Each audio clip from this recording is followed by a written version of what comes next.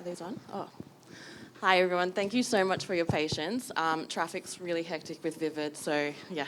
And Vincent hasn't, well, Joel hasn't been to Sydney, I believe, so we can blame him for that one. No.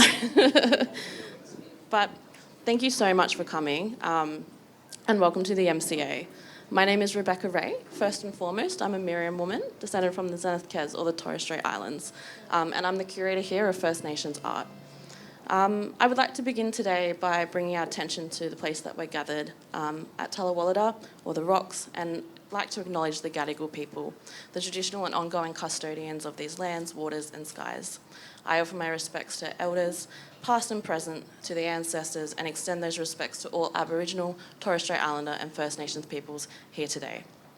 I'd also like to acknowledge the support of Awancha Arts, who has been an integral component in the collaboration process and a long-term champion of Vincent's arts practice. Also Vincent's gallery, Yavuz Emez, I believe you're here today as well. I can't see you right now, but thank you for coming. I'd also like to acknowledge musician Jeremy Whiskey, who collaborated with Vincent, and also the incredible team at the Electric Canvas for bringing Vincent's vision to life.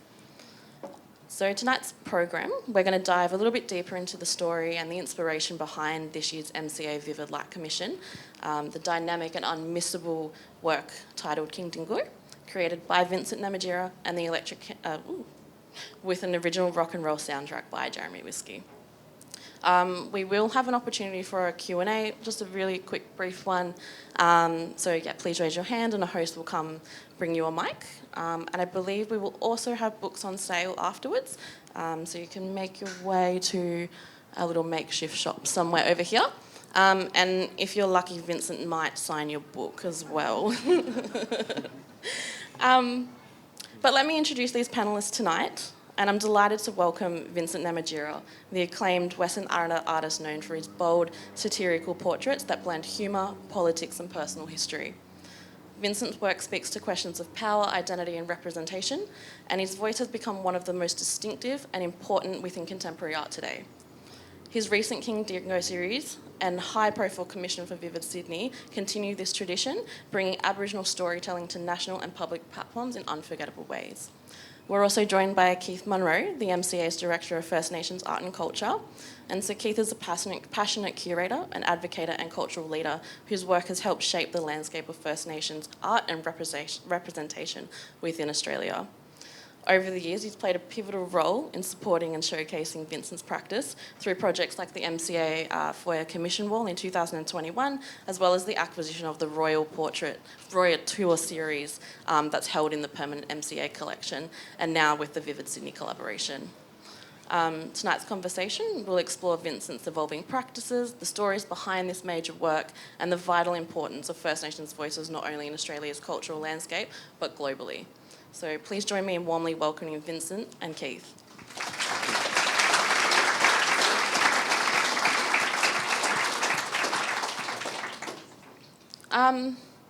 So who here has actually seen the projection yet? Yeah, so you saw it last night, or maybe in some of the testing.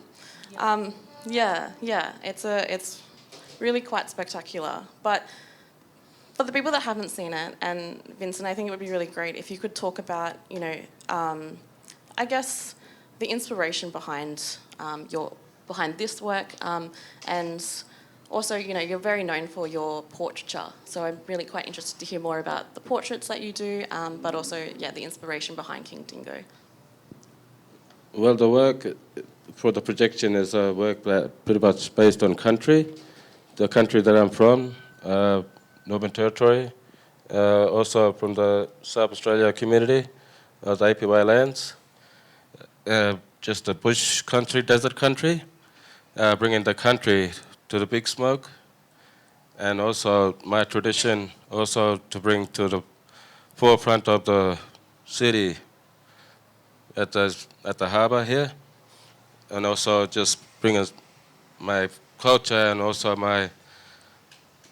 to me, it's just like a man's best friend. A dog's a man's best friend. That's why I like painting a dingo. And it also gives me strength throughout my career.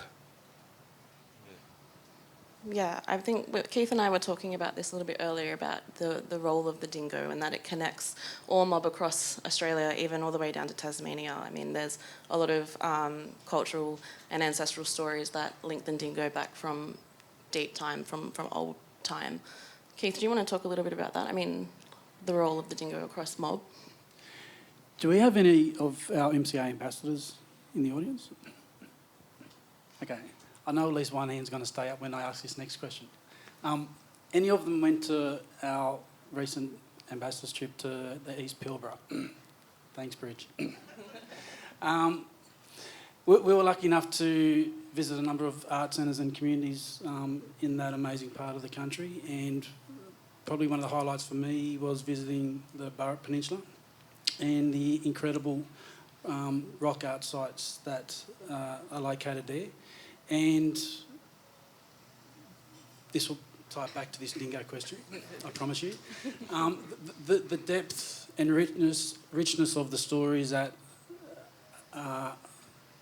have dreaming stories and connections throughout the whole country. It was amazing hearing from our host that was talking about that from a personal, cultural perspective. And one of those stories related to the dingo. And that story went from a particular place in the Pilbara, travelled north to south, and then gradually made its way to the east, all the way down to Tasmania. And when you think of our landscape, when we are flying over this country, we see the incredible changes in that landscape, from lush greens, from where we are here in Sydney. If we're travelling to the west, you know, you start seeing sort of more barren landscapes. And when I think about those stories, and in particular Vincent's work, I really get to appreciate the depth of knowledge that is held within our artists that make incredibly rich stories connected back to their country.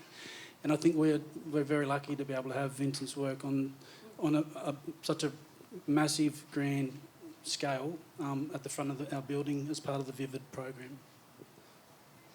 Yeah, I mean, it's very powerful seeing a lot of the different elements within the work, not only the dingo as a connector of pride and resilience and strength of First Nations people across the continent. And I think there's one point where the whole MCA building is covered in the Aboriginal flag, which is so sovereign and so beautiful to see. But Vincent, I'm really interested in, I guess, the process of collaboration that occurred throughout this commission. I mean, we worked with so many different teams, I guess. So we had, obviously, yourself, Iwansha Arts, the Vivid team and Destination New South Wales, but also Jeremy Whiskey and Electric Canvas. So could you talk a little bit about that process and what it meant to, I guess, have that vision of what you were looking for understood so well by particularly the Electric Canvas? With electric canvases, that was kind of a new thing to me throughout my career, coming together with electric canvas. It was not the first kind of mural or first kind of big screen show that I did before. I did a show here at the MCA, which was Indigenous All Stars. There was a mural just by the entry. And when I did that, and then I thought to myself, I'm going to do something bigger because I'm hungry. I want to make big works, and I want to take the whole building. Yeah. And so I sort of like, I wanted to just work with electric canvas to make this happen, like just take over the building.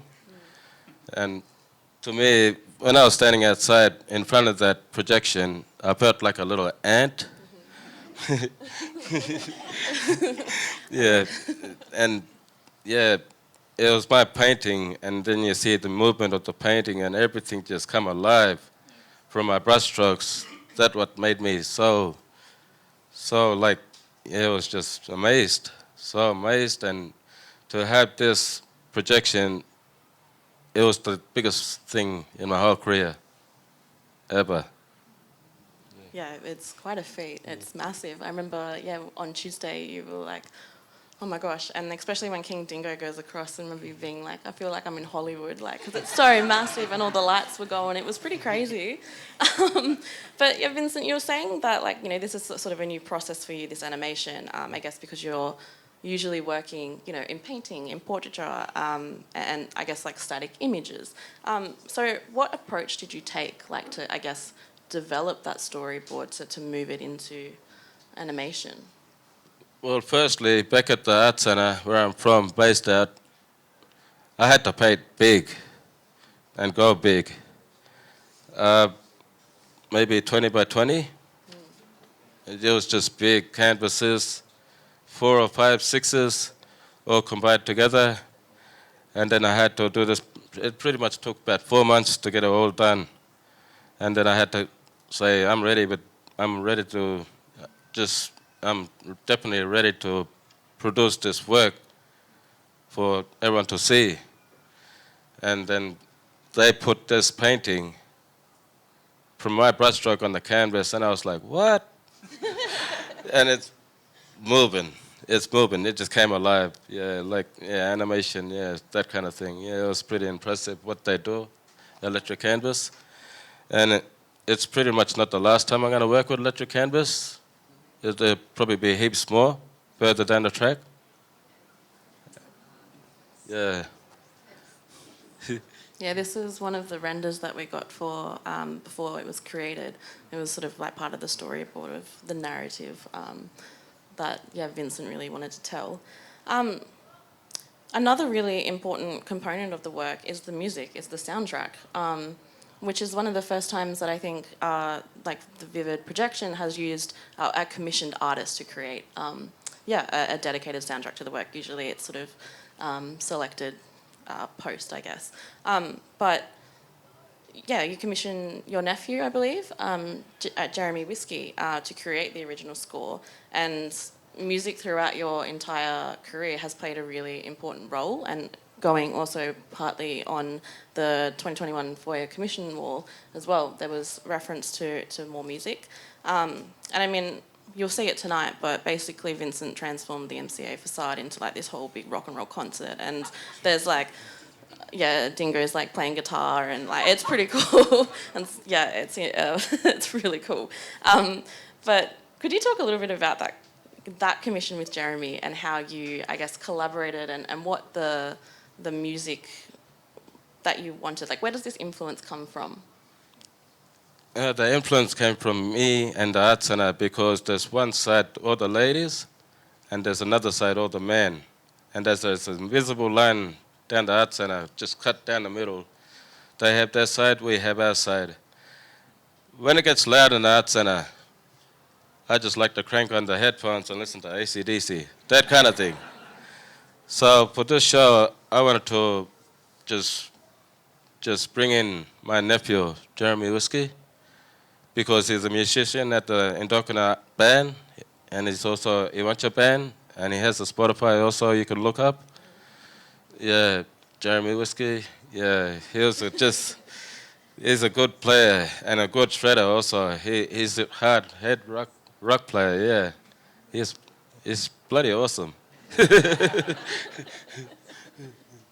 Keith, do you want to talk a little bit about that 2021 Foyer Commission? This was actually before my time, so I wasn't working at the MCA then. So, yeah, do you want to talk about that process? And I mean, like, you've collaborated with Vincent quite a bit over the last years. I mean, in regards to music, I mean that I suppose is a nod back to that work as well, because you had your father-in-law and you had other particular icons within our sporting and art landscape, including your grandfather, Adam Goods. I think when I look at the links between Jeremy's commission and that work, there's also that nod back to country music, and we were talking about that a little bit earlier on. And I think for a lot of Aboriginal people, especially younger age Aboriginal people, we grow up listening to that as part of our lived experience. And Vince, I'm wondering if you can maybe share a little bit about that, sort of where that comes from in terms of your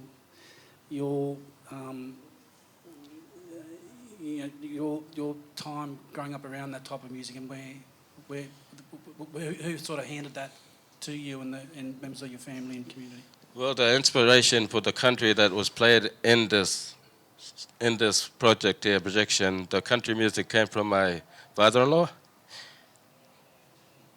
Yeah, country legend. He's always into Tom Hanks, Slim Dusty, Buddy Williams, all these kind of guys. So he's just a legend, that old fella.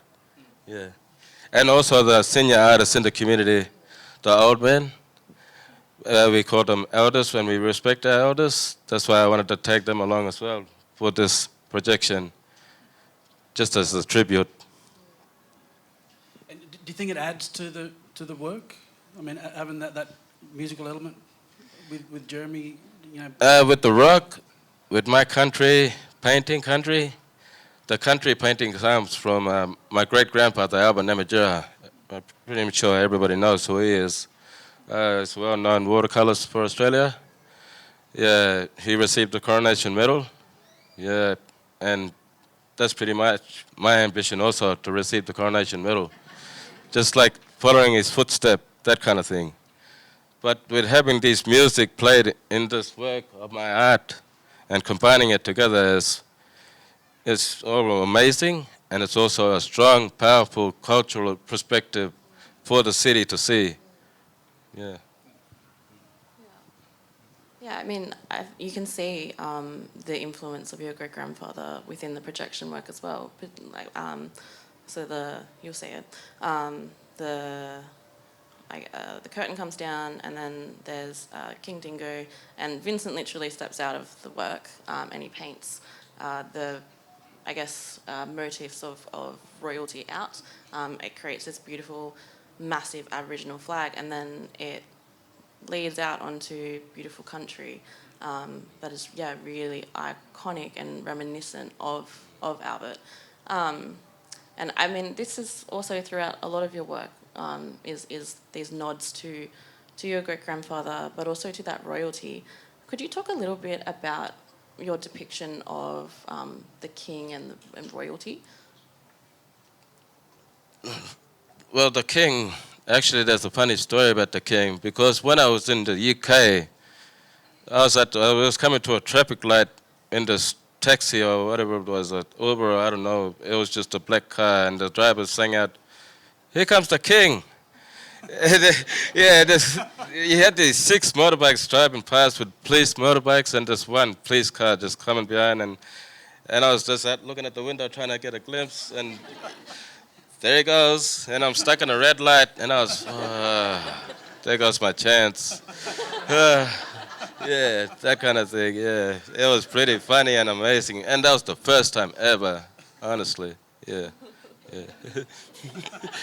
But with the portraiture and with the figuratives and all this kind of stuff, it's my way of painting. I choose my path. I do not choose Albert Namatjira's path, a famous watercolorist, landscape painter. I like to put country, hills, mountains, trees, a little bit of scrub, and some horses, whatever, but the horses come from the countrymen back at community, back on the lands, all old people, back in the mission days. Then used to do stockman work and all this. That's why the horses come in. And to me, with the colonial stuff like the British Empire, that's me and my perspective of making it equal. Yeah. Coming together. Yeah. Yeah. Keith, do you want to talk about the Royal Tour, that series within the MCA collection? Because the postcards, and Vincent literally paints himself into these works, so it's level standing ground. So Vincent's right there, or it's the king or queen out in the bush. Do you want to talk a bit about that? Yeah, so that work was created in 2020 during lockdown. Yes, correct. And the material sourced from shops in Alice Springs. Yes. And you wasn't able to work, so that sort of scale was, I think, enabled you to continue working whilst we were all in our own bubbles at home, trying not to kill the kids and get out of our doors. But I think by and large it's an extension of what we see in, and I think it's a strength of Vincent's practice, painting country, inserting himself amongst national and international figures, providing, I suppose, a disruption to what we see through the mass media, and it enables, I suppose, a different lens to be placed on that context. And the ability, and I think one of the amazing things that our artists do, including Vincent, is disrupt the narrative. They challenge us to think about things in different ways. And when we're talking about different contexts around, the power relationships, the dynamics that exist between Aboriginal people, particularly in relation to the Closing the Gap initiatives, but the powerful way in which artists are able to thread those stories to make it accessible for audiences to appreciate the depth and the knowledge in which they're bringing to their work, to provide a talking point amongst friends or family, I think is really important. So the Raw Tour is, I suppose, a continuation of that.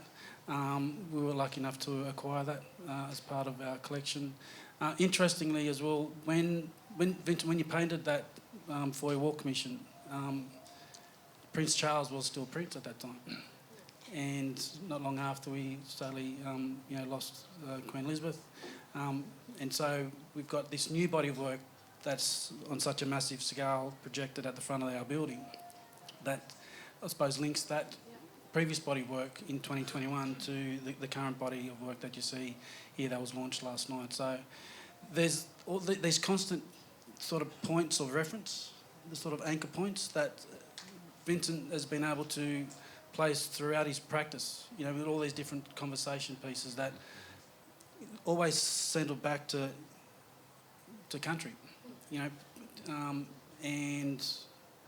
I think that's one of the amazing things that you've been able to do, especially with the current projection work, because it is such a grand, impactful work. Yeah,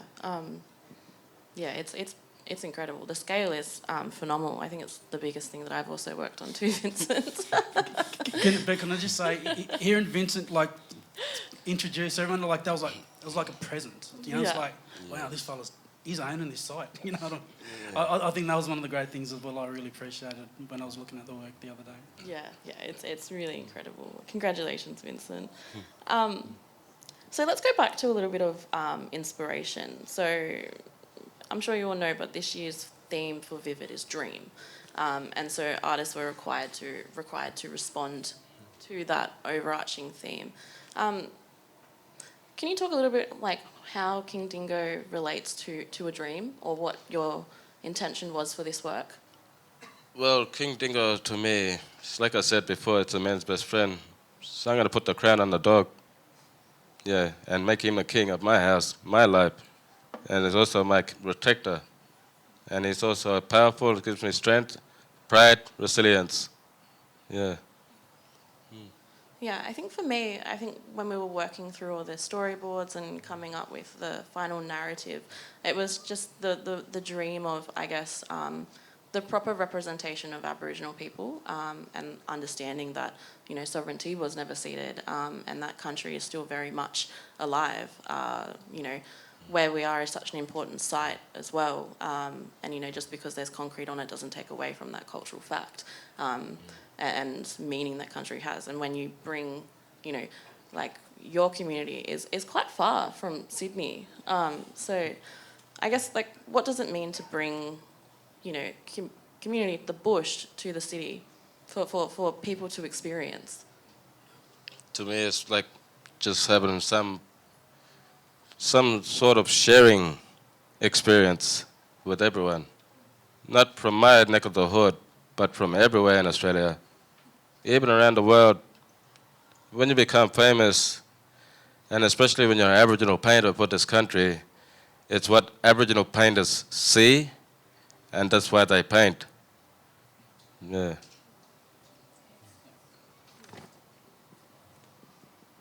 I'm going to ask you a question, Keith. Ask me, Vic. I want to talk about your role a bit here at the MCA.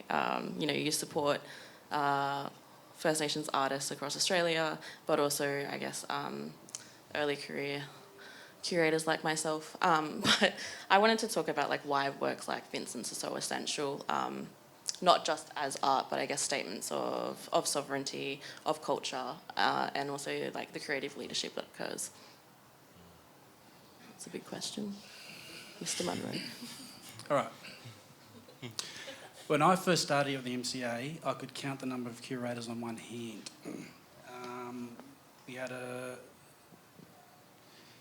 We had a national gathering here to respond to the resale royalty stuff.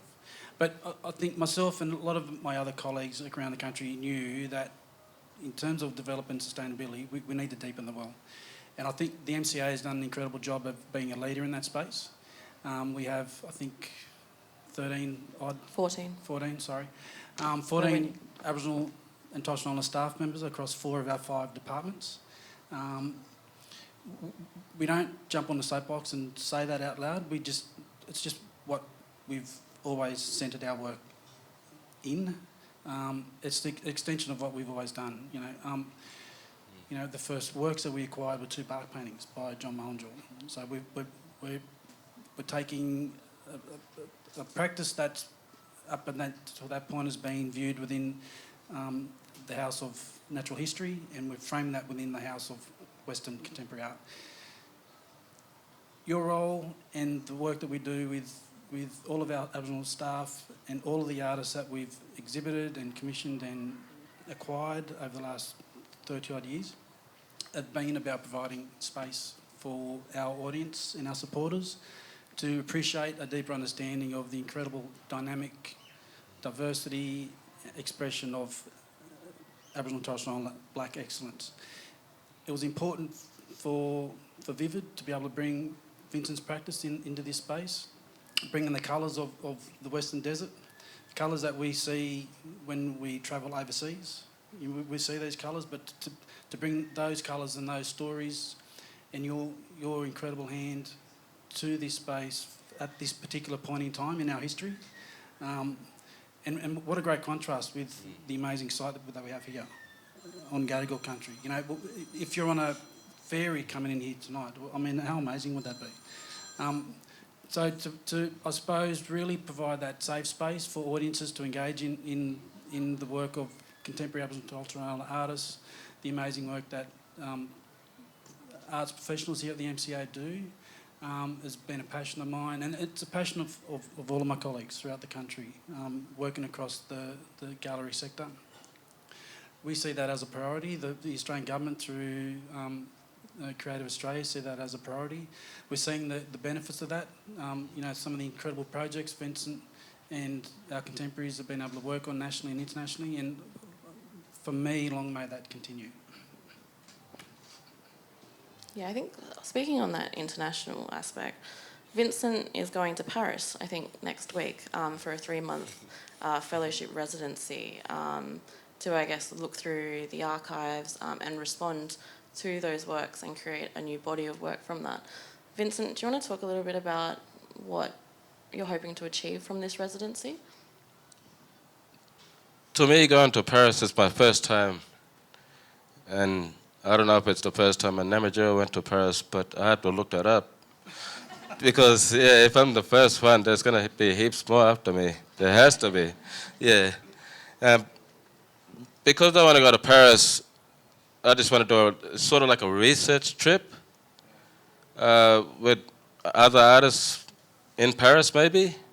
Especially, I heard that they're good with the bread. So I want to try the bread, the croissants, everything. I was going to ask you about that. Yes, yeah. Have you been practicing your French?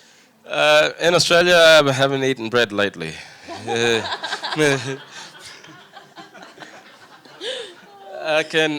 did a little French when I was year 12 in Perth, actually. I did a little 12, yeah. It's bonjour, it's au revoir, it's mademoiselle, it's bonjour, it's all this kind of stuff. That's all you need. Yeah. And just to ask for a croissant. Yeah. Yes. You'll be fine. Merci. Yeah. You'll come back full oui, yes. Yeah. Oui. Yeah. Correct. Yes. But you are going at the right time of year because it's their Yeah. summer. Yes, and also it'll be my birthday, June the 14th, which is my birthday. Gemini. Yes. Yeah, it's really amazing to see what you've achieved over, particularly the last couple of years, really. I mean, you had your solo at the NGA, which was a knockout. It was incredible. That was an amazing show. Yeah, it was an amazing show. That was really led by you and that collaboration process that you, I guess, known for as well. This amazing Vivid Commission works, I think, in every gallery, like state gallery across Australia, and now this amazing residency. So I think we can expect to see more of you, but new work, which is really, really exciting. Yes, I'm going to wrap it up a little bit so we just have a little bit of time if anybody wants to ask any questions for Vincent or Keith. And I will cut you off if you go too long. I will. And then you have the opportunity to buy some books, maybe get an autograph from Vincent. You won't be able to get him next. And then we can move on down outside to see King Dingo in IRL. And yeah, I guess IRL for the non-literate. in real life. Thank you. Photo? Yeah, do you want a Yeah. photo?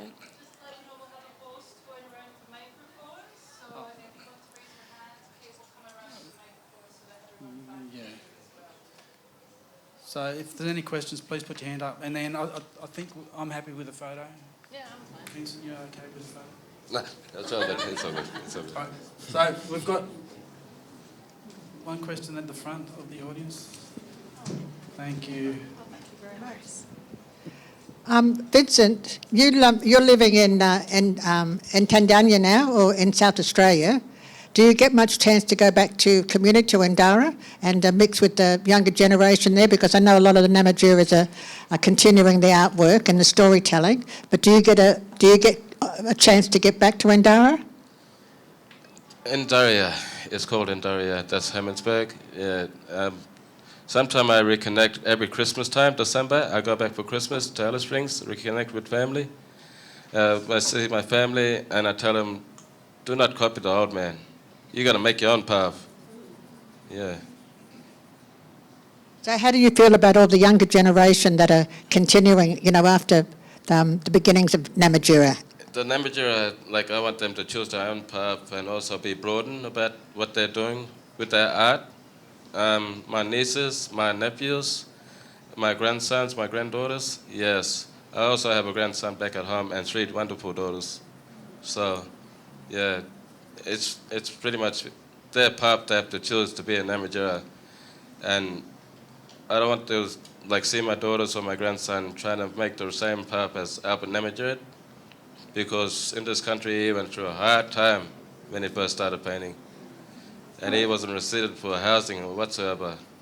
Yeah, so that's why I want my family and my traditional family to choose their own path, but with the same last name. Yeah, like I'm choosing mine. Too deadly. Thank you, brother. Thank you.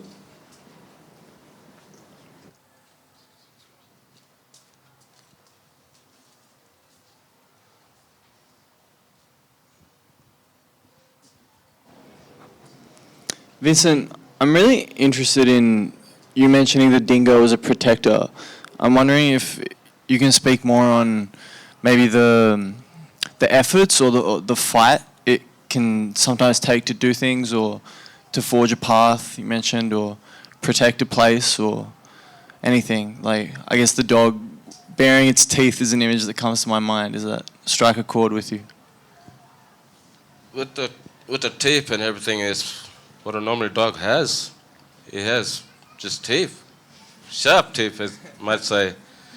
Yeah, and with that kind of way they painted the dingo, that made me strength for this projection here, because it took a lot of guts to get this work up and going, and also to be who I am today as one of the 10 most popular artists in Australia. Yeah, and for my culture and for my family and tradition, and also for Aboriginal people, for this country. Yeah. So the dingo to me is a man's best friend because that's how I grew up because my dad is white and my mother is indigenous. And so it's a man's best friend. Um, with the dingo, it just gives me resilience because I want to shine a light and be powerful of my speech. And when I talk, I want every word be written down word by word what comes out of my mouth. Also, I want to shine the light on my second generation or young generation also, my siblings, all these people. The old generation, they need to be remembered and also respected. That's why I paint King Dingo. And for me, the word King Dingo is my perspective here in Australia. Are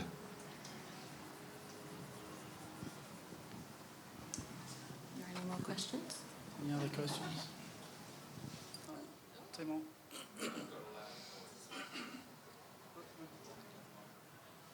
We've got,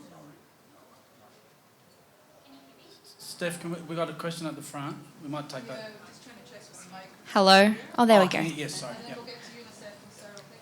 Hi, thank you so much. I was just wondering, Vincent, could you tell us any more about the Paris residency, like where it is or the archives you're looking through, or maybe any other future projects you have planned? He knows, my manager knows. Uh, It's in the city.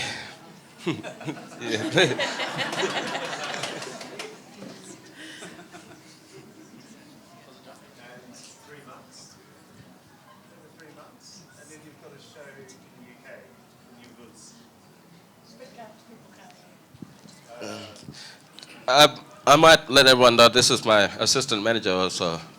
Yeah, that's with me, Joel. Yeah. We'll get the mic to Joel. Thanks, Joel. That's okay, no worries. Thanks for dragging me into this conversation, Vincent. It wasn't me. All right. So Vincent's got a 3 months residency at the Cité in Paris, and then you're going on to the UK to have a solo at your Vuz gallery in the UK. Yes. I think that's it. Is that it? Yep. yeah. And we'll be doing a little bit of work in the studio there. Well, you will be doing a bit of work, and I'll be doing a bit of running around. Hopefully not too late. I have been to Sydney before, to clarify, but the traffic's a little bit bad. But I'm sure everything will go smoothly in Paris. Cheers.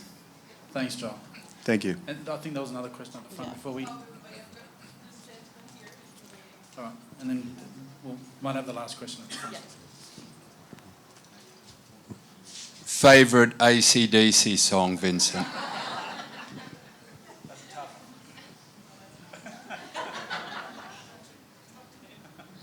Back in Black.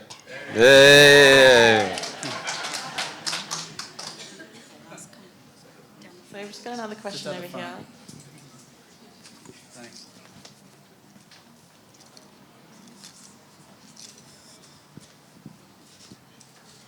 I just wanted to thank you very much, Vincent, for the production. And last night there were people dancing, there were people cheering, and it was really well received. And also thank you for your contribution to the Archibald. That is quite amazing. But I'm interested in the idea of the sort of resurrection of the dingo as a hero, and I know you've explained that. But I was wondering where you get your political perspective from, because the republicanism aspect to that is really quite powerful. And, of course, the Gina Reinhardt controversy just makes me so happy. So politically, where do you think you got your roots from? With the politicians, with the politics and the government and prime ministers or whatever it might be that I paint, these are people that I've known throughout my life. Growing up in Australia, especially in the 90s, growing up with the prime ministers, Bob Hawke, John Howard, all these kind of people, Paul Keating. Yeah, and also there's that Gina Reinhardt, whatever her name is. I had to paint someone because she was one of the richest person in Australia. But with this rich, she made a mess of this country. And that's why I wanted to paint this lady. And that's all it was. Just a painting of the richest person in Australia. And it was in line with other people of that series. And yeah, Gina was she was on that aisle, on that road tour section. And she took it for herself, actually. And this went big and global. She was like a nuclear bomb, actually. Yeah. And she doesn't identify with her Aboriginal sisters and brothers too. Yes, that's correct. Yes, that's why to be a rich woman and to make a big mess in this country that we have been holding for 99,000 years in the making, way back to dream time, when we was painting on rocks, not on canvas or bark. We was painting on the rock. Yeah. So that's why I painted Gina Reinhardt, because just because of rich person of Australia, and then from my perspective, painting her richest person in Australia, and then all of minute she ends up in Times Square in New York, and that went global, went big, yeah, like a mushroom cloud, yeah. I think we've got one last I think question. we've got, yeah. Just at the front, yeah. It was lovely what you mentioned about your children and so on finding their own path, which I think is beautiful, but still having the name, which you found. It's probably quite a big question, but how did you find your style? Did it develop over time? This took place when I was actually at the court when we took the submissive for the Namatjira family. And the submissive was copyright, Albert Namatjira watercolor. So that's why I wanted to choose my own path, make my own path and paint with acrylic. And paint portraits. It's pretty much what I see is what I paint. I said this before, yeah. All right. Thank you, Vincent, and thank you, Keith. Did you try frog legs in France? Oh, they're pretty good. You should. Yeah, they are. They're really yum. They're What was weird. that? Frog legs? In France. Maybe. I might be a chicken leg. They kind of like chicken legs. It's very good. Yeah. Yeah. I might stick to the bread. No. All right. Thank you so much, everyone. Thank you. Thank you.